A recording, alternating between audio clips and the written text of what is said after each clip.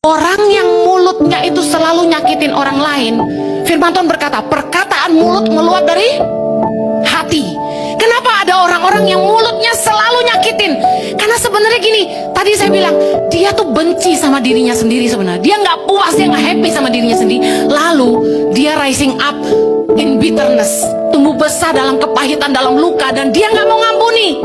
Jadi tiap kali ngomong sama orang selalu nyakitin, ngerendahin, tajam. Nah, model yang gini jangan dijauhin, dikasihin.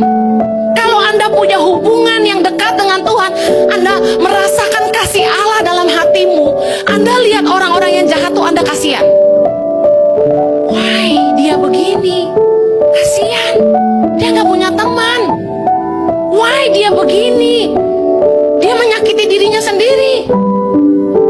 Ada seorang mama sangat negatif. Anaknya untung baik-baik, tapi anaknya semua terluka sama dia.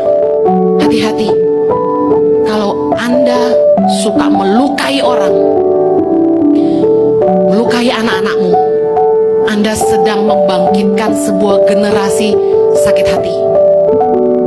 Karena orang yang membenci orang lain pasti mengharapkan orang itu celaka. Ingat kejadian Habel dan Kain? Ketika Habel mempersembahkan korban dan Kain mempersembahkan korban kepada Allah, apa yang terjadi? Persembahan Kain tidak diindahkan Tuhan, persembahan Habel diterima Tuhan. Dan yang terjadi apa? Kain menjadi sangat marah, dan Tuhan berkata gini dalam Kejadian 4 ayat 6. Kalau kita marah, apa yang kita harus lakukan? Ini kata Tuhan. Firman Tuhan kepada Kain, mengapa hatimu panas dan mukamu muram? Apakah mukamu tidak akan berseri jika engkau berbuat baik? Lihat, kalau ada orang yang bikin engkau marah, firman Tuhan, berbuat baik sama dia. Ayat 7, ayat yang berikutnya. Tetapi jika engkau tidak berbuat baik, dosa sudah mengintip di depan pintu.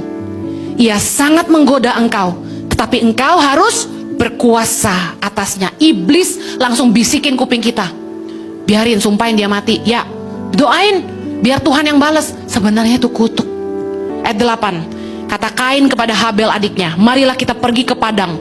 Ketika mereka ada di padang, tiba-tiba Kain memukul Habel adiknya itu, lalu membunuh dia. Lihat, dosa itu akan membuat kita melakukan yang jahat kepada orang, tapi kasih akan membuat kita mau mengampuni orang lain.